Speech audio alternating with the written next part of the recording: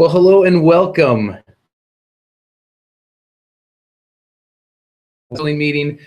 I am, of course, Mr. K. Mr. Sheck will be coming on live here in a little bit. During the course of this broadcast, while we go, I want to make sure that everyone is aware that towards the end, we will have a question and answer time. So if during the course of things, tell your teacher if you have any questions regarding the scheduling process, and they will shoot an email to us, anything at all, and we can answer that on the spot. If you haven't already subscribed to the Dayton Christian Warrior Daily, that's our best source of information. Check that out, dcwarriordaily.com, and of course, follow us on Twitter at DCWarriorDaily. But yeah, all that to say, let's get away from the PowerPoint here in a second. But let me show you real quick. This is our goals for today. We're going to talk about the high school experience with Mr. Sheck. He has a challenge he wants to issue to every high school student. And then after that, I get to talk to you all about scheduling and course offerings. It's going to be a real adventure, believe me. So all of that to say, hello, how are you doing? Are you doing well today? That's excellent. I'm going to pass things off to Mr. Sheck. Mr. Sheck, take it away. Okay.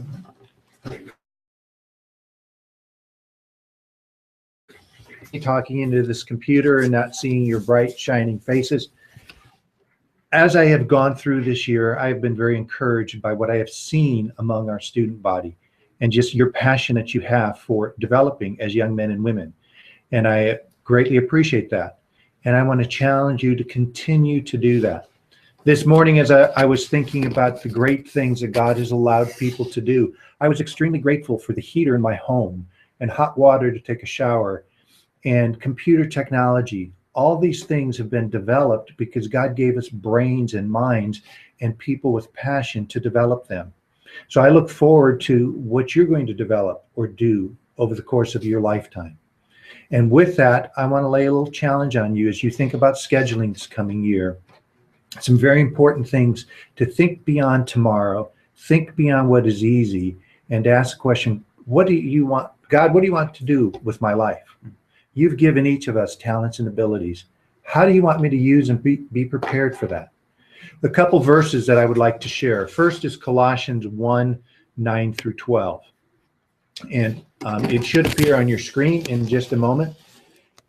It says, for this reason also, since the day we have heard of it, we have not ceased to pray for you and to ask that you may be filled with the knowledge of his will in all spiritual wisdom and understanding, so that you may walk in a manner worthy of the Lord, to please him in all respects, bearing fruit in every good work and increasing in the knowledge of God, strengthened with all power according to his glorious might, for the attaining of all steadfastness and patience, joyously giving thanks to the Father who has qualified us to share in the inheritance of the saints of light.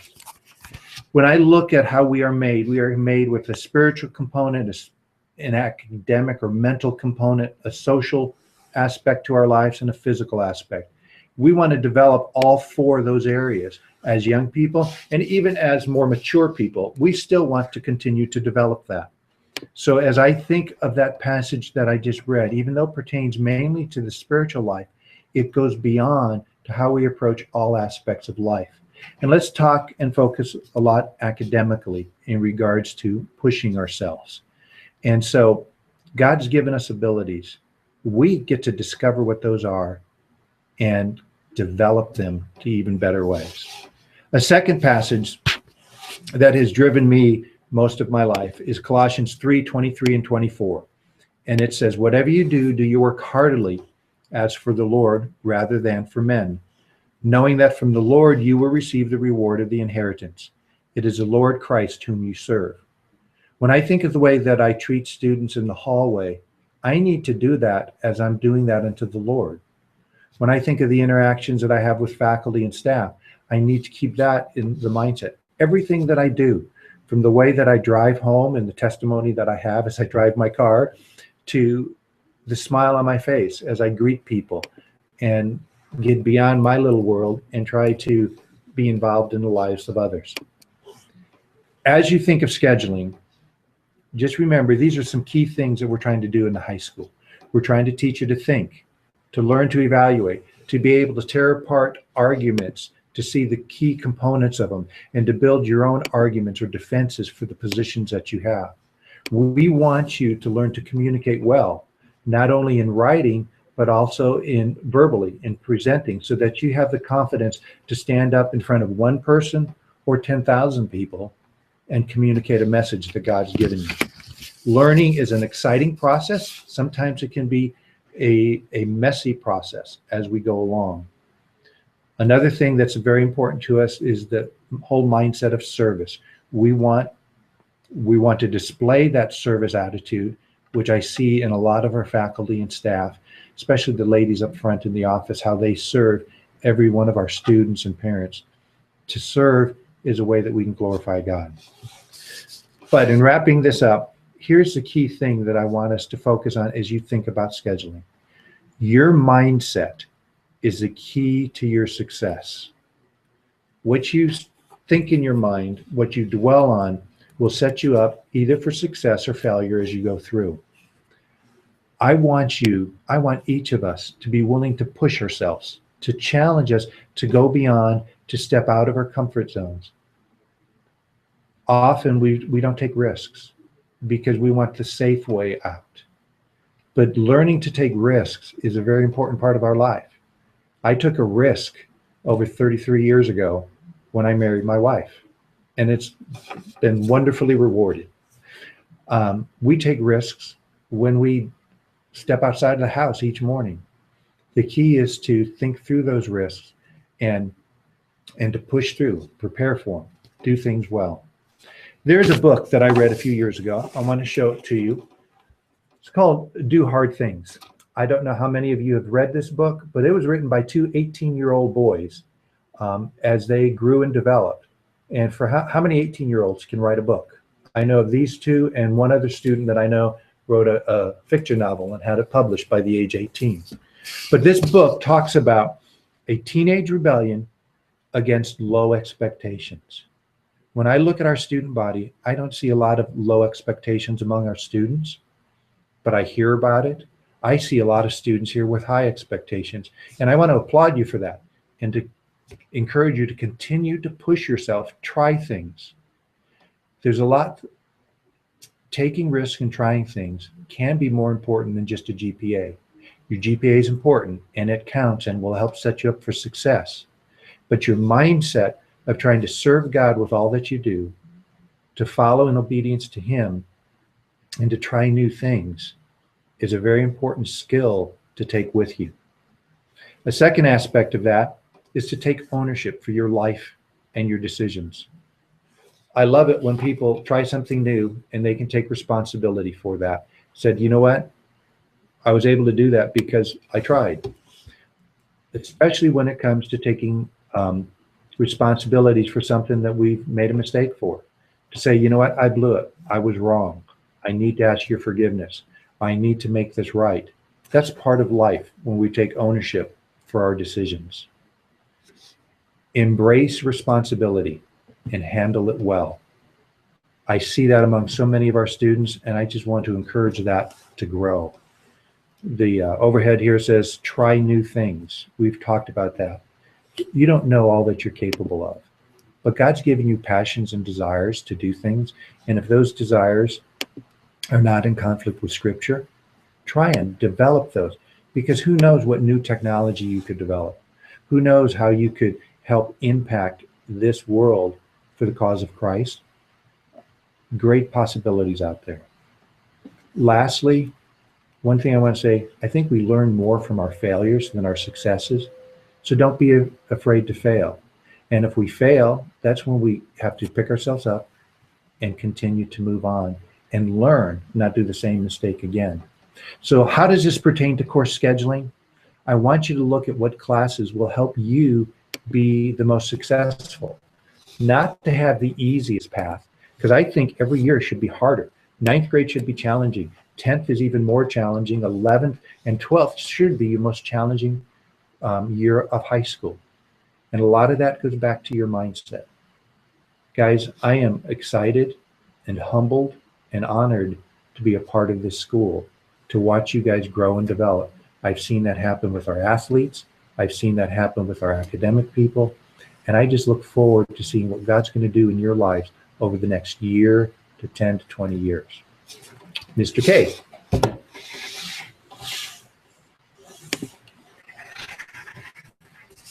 Hello, everyone. Now it's time for your favorite part of this assembly. We're going to get down to brass tacks, as the saying goes, and we're going to talk about the ins and outs of the scheduling process. Now, all of you guys who are watching this video right now have scheduled once before.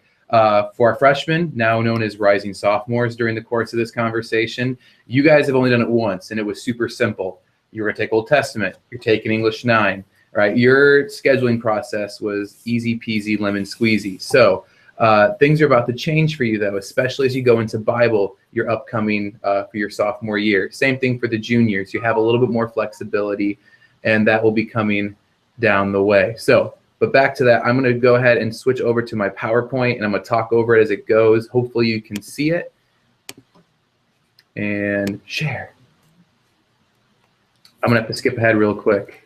Oh, real quick, I need to remind you guys, Mrs. Worthington wasn't able to be here today due to a scheduling conference. She's super excited to meet with you all here in the near future to talk to you about college readiness. She'll be coming to your English classrooms over the next couple of weeks to talk to you about scholarships and applications and how you can begin to prepare for that. You can connect with her through either email, Facebook, Twitter, or through the blog as well, or just stop by her office. I know next week we have some exciting opportunities with several universities coming to visit, Liberty being one. If you want to check those out, you can go ahead and sign up for those on her door. All right, scheduling and course offerings team. Scheduling and course offerings with me, the assistant principal. All right, all this information I'm about to share with you guys is available on our high school website. If you go to DaytonChristian.com, click on high school, and then select course catalog. It's already been updated with the course catalog for the 2015-2016 school year. You can go there for any additional information. The scheduling process, course selection sheets. Teachers, if you would begin to pass those out, I believe that first period, Mrs. Swiger, shout out to Aaron Landis for helping us out this morning as well, and to Mrs. Green for getting those into your hands. Ignore those dates. Those dates are for another slide that I copied and pasted from another meeting. So ignore the dates. That's for the rising freshmen, the 8th grade class. But pass out the course selection sheets right now. They look like this. The example I have prepared is for the freshmen, but basically you can see on your sheet of paper, if you're a sophomore, the word sophomore will be in bold. If you're going to be a junior next year, the word junior will be in bold. If you're going to be a senior next year, the word senior will be in bold. And you'll see the different opportunities of classes you can take underneath Bible, English, math, science, and social studies. So that's where you go to see what classes you need to take. Once you begin to get your core classes figured out, you can go to electives, and you can see all of the options available to you. This is the freshman one, like I said before. As you get older, as you rise through the ranks, you have a lot more electives to choose from. One thing to remember, I'm going to go back to that real quick. If you see that little line right there beside like band, jazz band, concert choir, that requires a teacher initial to say that you are able to be in their class or you qualify for that class. If you need more information, go visit that teacher.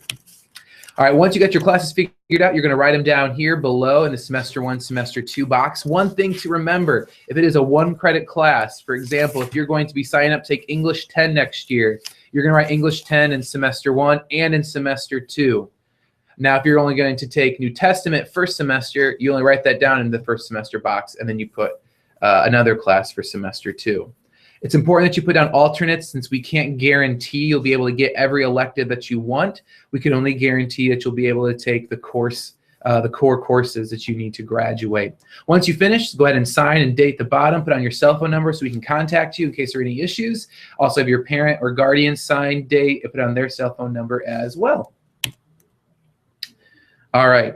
Drop add period. As always, we'll run through the first 5 days of the semester. So we're not sure when your schedules, once everyone has had their scheduling meeting, everything's been connected. We're not sure when your actual schedule will be made live. In the past, it's been the beginning of August. Our goal is to get it to you sooner. But either way, the drop ad period will run through the first 5 days of semester. We're raising the drop ad fee from $5 to $10 just because this past year we've encountered a lot of people switching and swapping just to be with different friends or to do different things, and we want to try to keep that to a minimum. If you have any questions about that, you can come complain. I mean, you can come talk to me, Mr. K. When scheduling, make sure you schedule for an 8-period day. You are only allowed one study hall period, only one. If you're taking an online class, you are able to have a library lab where you have another period in the library to work on that class, but you can only have one dedicated study hall period. We've already talked about prerequisites and faculty signatures, but if you are taking an advanced math class or an advanced science class, make sure you check the course catalog book to make sure that you have met all the prerequisites. It could be anything from grades to previous classes. Again, course availability. I said this once, I'll say it again. We cannot promise you that you'll be able to get every elective. Seniors get first priority, and then it goes down from there. Graduation requirements. I'm not going to talk about this too much. If you have any questions, you can refer back to this video and this slide. All of this will be posted on the website once we're finished, so you can look at this. This is the state minimum amount of credits you need to earn to get your Dayton Christian, or I'm sorry, your State of Ohio diploma. We've, of course, tacked on 1 to 4 credits of Bible. Those asterisks mean that you need to have 1 credit of Bible for every year you're at Dayton Christian. So if you're a transfer student, you came in the beginning of your sophomore year, you will need to get 24 credits to graduate, because we're not going to dock you for your freshman year. Physical education, all this information is available on dcwarriordaily.com. You guys are aware of this, but just to make sure you understand it, as always, you know we don't have a gymnasium. I'm not going to make any jokes about it because I'm tired of them. But you can earn a PE credit through 3 different ways. 1, through interscholastic athletic team, an independent aerobic exercise program, which basically means you work out, have some kind of schedule, and you keep a journal together and you write a paper about it, or through a credit waiver. I'm not going to go into all the details. I'm already probably boring you out of your mind, but you can find this information on the blog. Foreign languages, they're not required, but they are highly recommended. I know that, Mrs. Lawrence, Miss Vilcetta, and Mrs. Danielson and Miss Snook do great work with sign language and French and Spanish. And I think you're really missing out if you don't take Spanish, French, or sign language at some point during the course of your high school career. So if you haven't done it yet, think about it. It could be a good way to fill up that 8-period day. Other expanded academic opportunities, 7-star. If you want to see what other additional classes you can take, you can see the high school office. There is a fee with those. They start out around $500 to take an online course. If you have any questions about that, come talk to us at the high school office. Athletic eligibility, as of now, nothing has changed regarding that. You need to take 5 academic classes, so study halls, teacher aides, those don't count. You have to have 5 academic classes you need to be passing in order to be eligible to play sports. Last, this is the most important part I need you all to pay attention to, College Credit Plus. I'm going to stop sharing so you can look me in the eyes right now. Look me in the eyes. College Credit Plus. College Credit Plus is what PSEO used to be, dual credit used to be. College Credit Plus is now 1 term for any kind of class you take. This program will be having an informational meeting about it in the course of the next 2 to 3 weeks. Pay attention to the blogs. I'll make lots of obnoxious announcements about it so you remember. It's a great opportunity for the state to pay for your college education. You can take a few classes, and all of them now will be counted as dual credit, which is a change because in the past you have to fill out the paperwork to get the dual credit. But now you have that opportunity.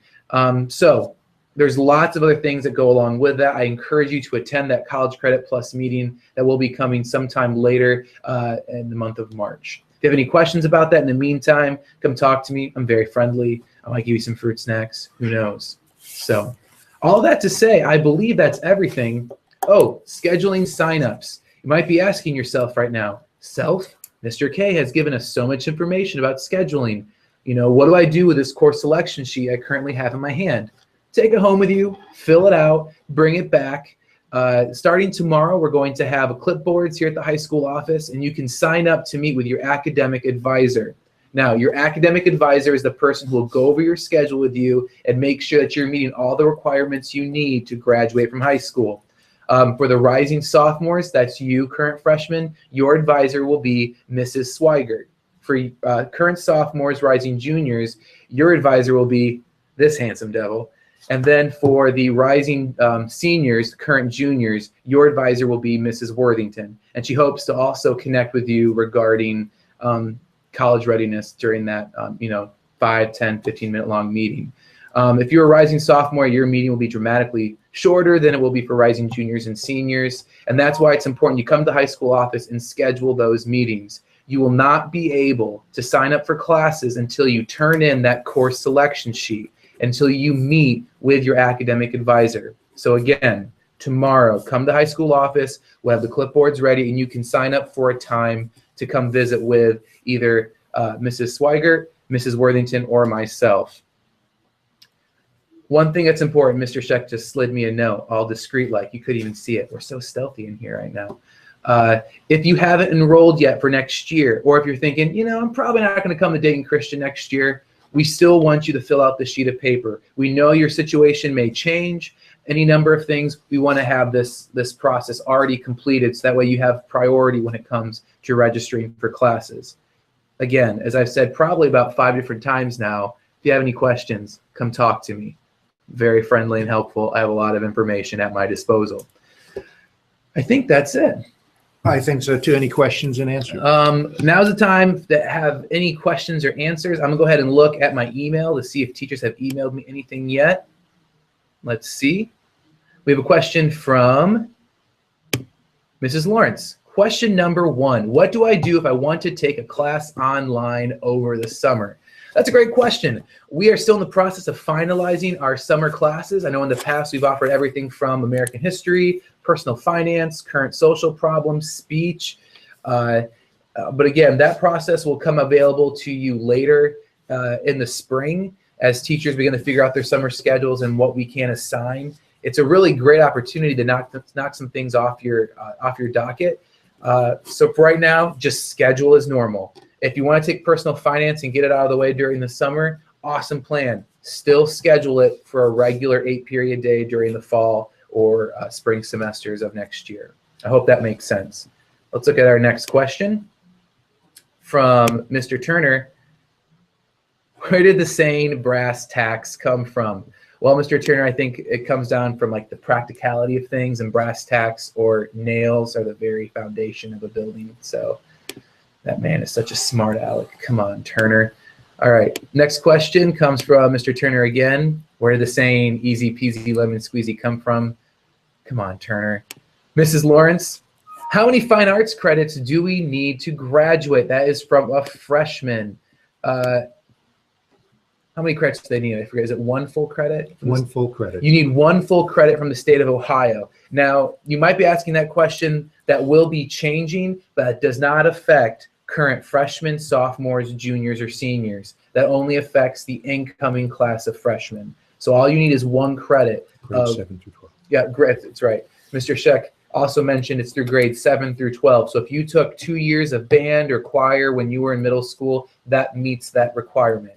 As always, we want to encourage you to take, one of our fine arts classes, either art with Mr. Nagy or taking choir or band or something of that nature. It's always a great way, digital photography with Mr. Roberts, something of that nature. It's always a great way to make sure you have a well-rounded education. All right, next question, also from Mrs. Lawrence. Does taking the same class again mean no new credit? That is correct. No new credit if you retake the class. Depending on the situation, if you're taking video production, you can take video production multiple times. You will receive credit for each time you take video production. But if you decide, man, I loved freshman English, I want to take it again, you're not going to receive credit for it. Next question, if I took apologetics during J term during last year, do I have to take it again next year? Yes, you do. It's a completely different class. Apologetics taught by the mountain of a man, Mr. So he's going to get after me for that. I won't say his name then. You don't know who I'm talking about. If you took Intro to Apologetics during J term with Mr. Moyer, that's a different class than the actual full semester-long apologetics class with a different curriculum attached to it. Can you choose a teacher you TA for? It's a nice idea, but it comes down to the teacher and their availability. You have to talk to that teacher ahead of time. And it also depends on their schedule as well. Another question from Mrs. Lawrence. Does it matter for rising sophomores or juniors which Bible class we take each year? If you look at the sheet of paper, it explains that. But really, I think in the future, it shouldn't. Now, for these it does. Yeah, for these current sophomores, now the rising juniors, it will, since you've already taken New Testament and comparative religions. Now, for the rising sophomores, current freshmen, it doesn't matter what order you take them in. You can go in any which way you'd like, which is kind of a fun thing. You can take some classes with some upperclassmen. You can mix it up. It's a really refreshing way. All right, we have to start wrapping things up. Real quick, for Mrs. Filcetta, what do you plan on taking a course over the summer is offered date? Chris, you've already answered that.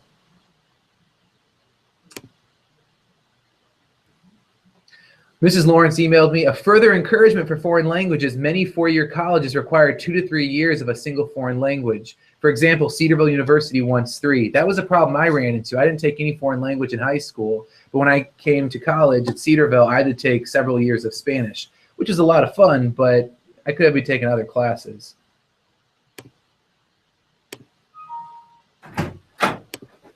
I'm very sensitive about my size. Shh, shh, it's okay, Mr. Moyer. You wouldn't think he's so dramatic.